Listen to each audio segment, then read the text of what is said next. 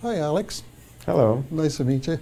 Dear Alex, I was quite impressed by the amount of research that went to this video that I viewed, and it's a wonderful video that you've put together. Tremendous amount of effort. It's a lot of information, and I need to process all this, and therefore I have quite a few questions for you. So, and probably the first one, don't we start with you, and why don't we tell our listeners a little bit about yourself? Well, my name is Alex Kirimli. I was born in Azerbaijan Republic of former Soviet Union, and I was brought up as an atheist and a communist and Darwinist. Became a Christian and came to Canada. Started going to church, started witnessing Christ, with a different group of people. And then eventually in 2001, I started reading the Quran for the first time. And since then, for over 13 years now, I'm dealing with Muslims, and I have a passion. By the way, I have my secular job, and this is my just passion, to do evangelism in general, and evangelist to Muslims in particular. Plus, I'm an author of 3 books, and I do seminars and debates and dialogue with Muslims as well. And I do seminars in the churches about Islam and how to reach out to Muslims effectively. Wow, and you do all that in your spare time? Yes, basically. Oh, that's terrific. First question really that I have for you is that your outreach approach departs from the traditional ones. Basically, that comes down with the ones that we're familiar with, the ones that basically says, well, let's make friends and hopefully over a conversation we'll strike a conversation about Islam or something like that. And but I see, why don't we just make friends with Muslim, and that's what most of the Christian ministries are about. But yours is so different. Why being so different? Well, I see it for decades now. I think in the churches there is the debates going on about how to reach Muslims, with what kind of method, and it's basically it's friendship first versus discipleship first. So are we making friends in the beginning, and then eventually in a few years we'll be able to make them into disciples, turn them into disciples, or we just go straight and make disciples? So as I understand, as about almost 200 years back, when evangelical Christians, missionaries started reaching out to Muslims in their native countries, it's not really safe to, maybe to speak right away, because you will be put to jail, you can be thrown out of the country or even killed. So you have to use approach wisely. So you became friend, familiar, the person will start trusting you, and eventually in the course of maybe a few months or a few years, you have a chance to preach Christ not only with your words but also with your action, your attitude. And that's fine when the countries of Islam is kind of holding them under the control. But it sounds like, for me, this approach spilled into our places, in our North America, into Europe, when we do have freedom to speak clearly. We do have freedom. Don't be afraid, without being afraid of being persecuted for our belief or for our witness to Muslims specifically. But yet we tend to have the same approach. So we try to be friends first and eventually have a chance to speak with them. But again, I find my ministry in the streets, it's very short encounter. It could be maybe 15 minutes, maybe 1 hour, but I'm not going to see them again. So I try to utilize my time as much as I can. It means I don't have time to build the friendship. I have a time only to preach gospel, and I want to do it very effectively, in a time-wise, and make sure I'm going to preach it. I preach a message strong enough, so for them to understand the gravity of situation.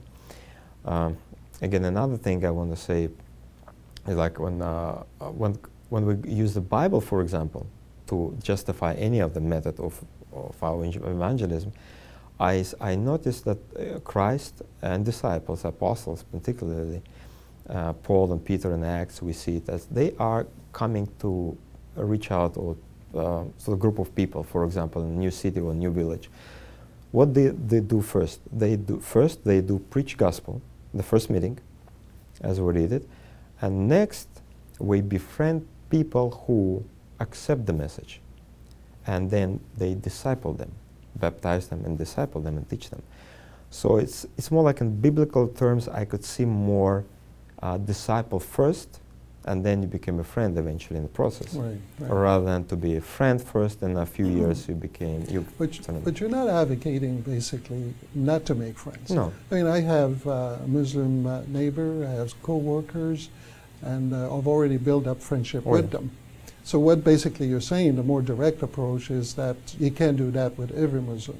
There's situations like in the street, when you have your street ministries, you don't have the time to build. Yeah, absolutely. So that's sort of cut through right away to bringing the gospel without having some type of procrastinating and build friendship that can go on for years sometimes. But now we could be caught up in a situation when we have, for so many years, we're friends with the Muslims, and we are afraid now to bring gospel message because we might lose them. And I had the same feeling, not necessarily with my Muslim friend. I have a different friends from different backgrounds. And as I develop my friendship with them, I feel like, should I say it now or I will upset them? You see, that wrong understanding from my point of view. So even for the friends, I encourage everybody and myself all the time. So I want to speak to my friend as clearly the message of the gospel as I can. And then, if he rejects us, fine. I'm still be his friend. I still be his co-worker. No difference. But if he accepts, that's right, different you're stuff. still talking to them with the love of Christ. Absolutely. You know, yeah. And you have to be very respectful in your conversation. Absolutely. And I think they respond to that when you are respectful to them. Yeah, absolutely. Yeah. And they appreciate that. Of course. Alexa, could you explain further though, why is the Quran needs to have the Torah to be corrupted? In other words, what is the significant link between the two? Well, Quran make a few claims. Number one, actually I should say Allah make a claim on the pages of the Quran that Allah sent this Quran to confirm the message which was brought by Moses, Jesus, etc. And it said it came to confirm the Torah and Injil, which is gospel, and the Torah is mean Torah. And also it said, the Quran basically made a claim that it is the last of the 3 books and the final revelation of the same God. So big thing is, it's not a new religion, it's not new God in being introduced by Muhammad. Okay. So it's the same God who spoke with Moses, who gave a message, who sent Jesus. The same God sent Muhammad for the final revelation. If it could be different, I wouldn't be even sitting and talking about it today. Right. But the claim is the last link of a long chain of all the prophets from Adam to Muhammad. And Muhammad is the last of the prophet of the same God who sent the Torah. And again, another thing is, the Quran speaks a lot about the Torah. And it's in the pages of the Quran, I have a lot of stories retold from account we know. If we know Bibles, we will immediately identify the story in the Quran. Right. But the problem is with Islam, because the Quran speaks confidently about the Torah, as you watch it, DVD 1, speaks about the Torah being reliable in the days of Muhammad. Mm-hmm. And yet, when it brings the stories from the Torah, supposedly, it contradicts in small details and great details, but it never run the same, never run the parallel. So when the Muslims, knowledgeable Muslims, will see reality of it, they know the Quran and they read the Bible, not only Gospel, but Old Testament, and they come to the realization, oh, the stories are not the same. So what should we do? Is the Quran wrong? Well, I think not, because he thinks he's a Muslim, so therefore he believed in the Quran, he believed the message of Muhammad. So it's easy for them to just say, well, then I think the Torah was changed. That's why it's so significant. They have no choice. They have no other choice, definitely. One of them is wrong. Yeah. It can be endorsed. No. Of course. Do you find that Christians believe that the God of Islam and the God of Christianity are one and the same? Well, because we have all spectrum of Christians from 0 to 100, so to speak. So some Christians that I heard of them speaking to me, then, oh, we worship the same God. Of course, other Christians would say, no, of course, we worship different gods. Yeah. So I agree with the last one. Of course, of course. You know, do you find that Muslims are having difficulty accepting that the Torah is reliable? Well, again, depends what kind of Muslim. If he's very knowledgeable, he knows the Bible, he knows the Quran, he will reject the message.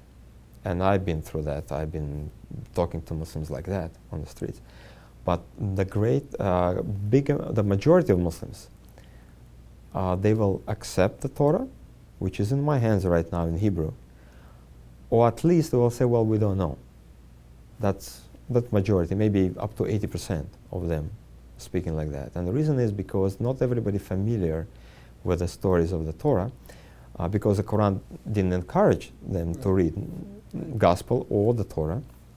And the second part is like Islam was created, I believe it's created, and the Quran was created to stop Christianity, to bring, to counter Christianity and to Specifically. Specifically, right. Because when we read what New Testament, for example, if you approach Muslim and you start speaking from New Testament perspective, so immediately Muslim, if he knows his Quran, if he knows the Bible, he knows the New Testament, he has a block in his mind because he knows what New Testament we have in our hands is teaching about original sin, about Trinity, about divinity of Christ. Christ is Son of God. He was crucified. He was resurrected. Everything what we just mentioned, it's the Quran speaks against very clearly. So as we try to approach them with the gospel message, right off the back, they know it's all corrupted, like what this guy is talking about. So in a sense, we could waste our time with the knowledgeable Muslims. I'm not saying that every Muslim will reject it, but definitely some of them will. And in my experience, and almost everybody whom I spoke on the street for the last probably 8 years, they will reject New Testament, except maybe few occasions like that. But the Old Testament, and the contrary, it sounds like it's very neutral to Islam. It doesn't speak about divinity of Christ. It doesn't speak about Trinity. It doesn't speak about resurrection or anything like that. Isn't that too offending? Plus, the Quran separate messages, because what idea of the Quran is, the Quran was given to Muhammad. The Torah was given to Moses, and Injil or Gospel was given to Jesus. So they don't have a connection. We know it is connected. The New Testament and Old Testament, they are very well connected. But in the mind of the Muslim, they're not connected. It's different messages for different time, for different people. So, but yet they still have the same topic of oneness of God. That's all about it. If you talk to Muslim, he or she will bring that immediately. Oh, we have the same message. God is one. Worship Him. So therefore, the Muslims in general say, well, I think the Torah is okay because it's separated from the Gospel. By the time and by the design, so to speak. Wow, using the Torah, that's exceptional. Well, why not just presenting the gospel up front? Most ministries do that. Again, because this method was designed basically and born on the streets, born in the dialogue with Muslims. And for example, as I talk to Muslim, and sometimes I spend hour, 2 hours debating on the street or in a nice setting like we do have right now, and he asks questions and I answer it, and I know I did good, I just gave a good answer from the Bible. Right. The last resort, but the Quran said differently. And he's basically walking out from the door, out of conversation, because what I can say now. Yes, he asked me, for example, where Jesus said in the Bible, I'm the Son of God. And I will spend maybe 20 minutes to prove it. And at the end he said, but the Quran said it's not. And already were all those objections when using the gospel up front. Yeah. While during the Torah, if I understand you correctly, there's no or little objections at that point. Very little objection for the majority of Muslims. I want to add also in this regard, and when the Muslims are hearing gospel presentation, they will ask you questions not because they want to know more. Normally they do it just to make sure they put you in the trouble, they put you in defensive, and eventually they will exhaust you in order to show you the gospel we have is not from God. Christ never called himself Son of God. He was never been crucified. So use it against us in order to preach Islam to us, to bring us to Islam. That's their objective. So now, in the reality, instead of you, if you use the New Testament, instead of you going and preaching Christ to them, you'll be preach Muhammad to you, so to speak. So in that case, when I'm on the street, for example, even with my friends, I don't have time for that. So I don't want to go through the hassle, and I use the Torah in order to cut it down and bring it to the very basic. Well, using the Torah, and I've noticed the videos, I have no choice but to get into the details. Do you feel that maybe Muslim will have difficulty to understand all of this, or to them it will be more familiar? I think it's They'll capture their interest, maybe? Yeah, definitely it is, because like probably 90% of the time when I do introduce the subject, even the first episode you watched, the first episode about can we trust today's Torah within our hands, and I use the Quran and the Hadith and Sirah Rasulullah, which is biography of Muhammad, and then archaeological discoveries of the Dead Sea Scrolls to prove the point. It seems like the concept is new to them, at least this part. And as soon as I ask them about, do you think this Torah is reliable, immediately you can see their faces that start thinking. So they capture. And plus, as I'm unveiling the more points, because it's touching the very core of Islam, it's touching the core of their personal belief. Right. And they never heard it before, so they do intend to stay and listen very carefully. And plus, I'm doing it very politely, so there is no reason for me right. for them to walk. Well, I can see once a Muslim realized, though, that the Quran is sort of under threat, because I see they probably see it coming.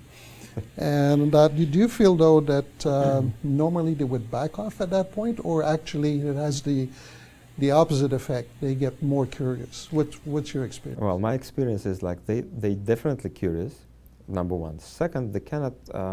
The reason I continue with Muslims from first part of asking the question about the Torah, I will go on with my other 4 points of presentation only if they accept the truth that this Torah I have in my hands in Hebrew, it's not corrupted for over 2,000 years.